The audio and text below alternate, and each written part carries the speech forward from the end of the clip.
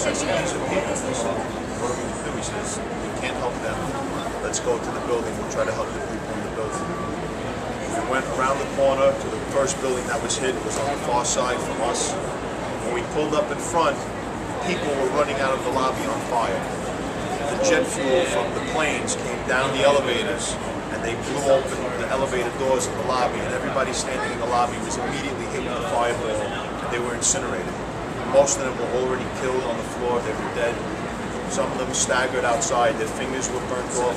Their eyes were sealed shut. They were nude. Their clothes were gone. And their skin was dripping like wax to the street.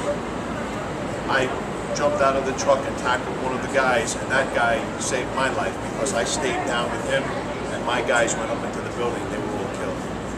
So because of him, I'm alive. I went into the lobby. There were other people there. We pulled them out right away. My team went up into the building. They told me, stay in the lobby because you're never going to catch us. See if you could help down there. I said, okay. While they were up there, I went outside to make a report, and I looked around, and I realized that the plane was a lot bigger than I thought it was. I saw luggage, I saw airline tickets, I saw people's clothing and wallets and handbags and purses, and then I started to see the people from the plane, and I could see their faces, I could see their fingers and their arms were all over the floor. So I realized it was a much bigger plane. I went back inside the building, and then the second plane hit the second building. That's when I realized we were under attack, and I didn't know how many more planes were coming. So now, instead of trying to put out the fire, we just wanted to get as many people out of the building as quickly as possible and to get them safe. Then we would come back and we would put out the fire when we knew that there was no more planes coming. We evacuated 30,000 people from this area in 1 hour. That's as big as a city, mostly underground in the subway. A lot of the people that ran through the streets were covered with the dust when the building collapsed. Most of the people that went underground into the subway were perfectly fine. They managed to get away from the building without anyone falling on them or anybody getting hurt. After a few minutes of the building burning, people started to jump. It was so hot where they were and they couldn't breathe anymore that they'd rather take their own life than wait for the fire to greet them. We actually did get a hose line on the fire on the 71st floor, but it was impossible to gain any access into the building. Everything from that floor up was burning out of control. It would have taken a very long time to put out that fire. We probably would not have been able to save the people anyway, but they started to jump, and we could hear them landing on top of us in the veranda in the lobby. One of the first firefighters killed on September 11th died because a person fell on him. He was the first fireman to be killed. Again, because he was killed, his team took him to the hospital. They all survived. So he died, his team lived. All in all, on that day, we lost 6 guys out of 15 guys that went into the building. The only reason why we didn't lose all 15 is we went to the first building struck. It was the second one to collapse. Had that building collapsed first, we all would have been killed.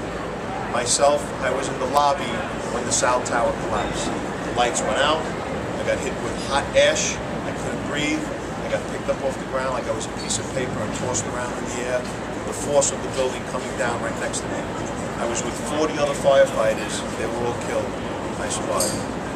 After the dust settled and the building came down, I found a window on the north side. I jumped out the window, I turned around, and the building I was just in was now coming down.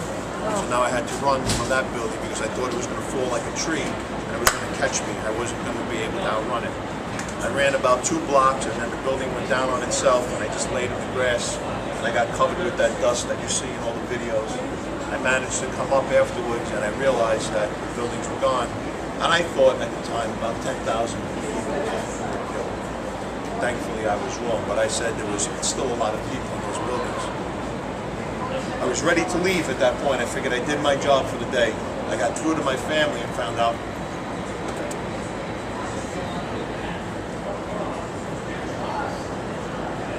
that my brother was missing.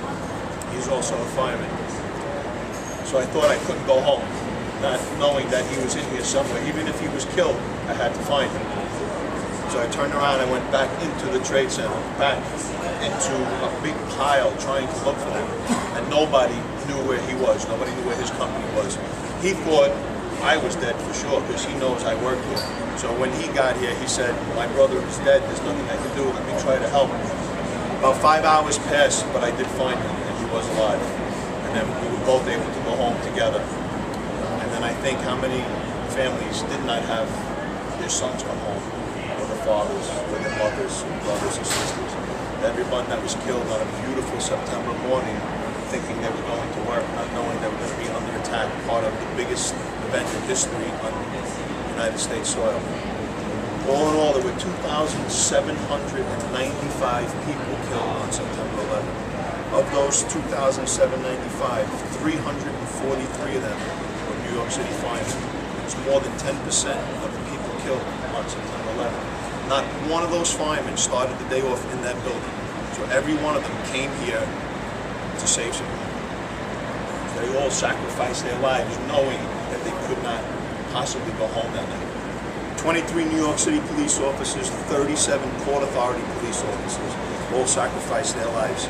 Since then, and the cleanup, other firefighters, construction workers, rescuers, EMTs are all dying from what is now called the World Trade Center cough. It's a combination of toxic dust, concrete, broken glass, human remains. Every floor had cleaning products on it. There was 22,000 gallons of ammonia in the building for the cooling system. It burned out of control for a month before they were able to get down to the bottom. And all of that smoke was coming up through all that debris, and everybody was standing on top of it and breathing all of that in. So now they're all getting very, very sick with respiratory disease. So it's still killing people, even 9 years later.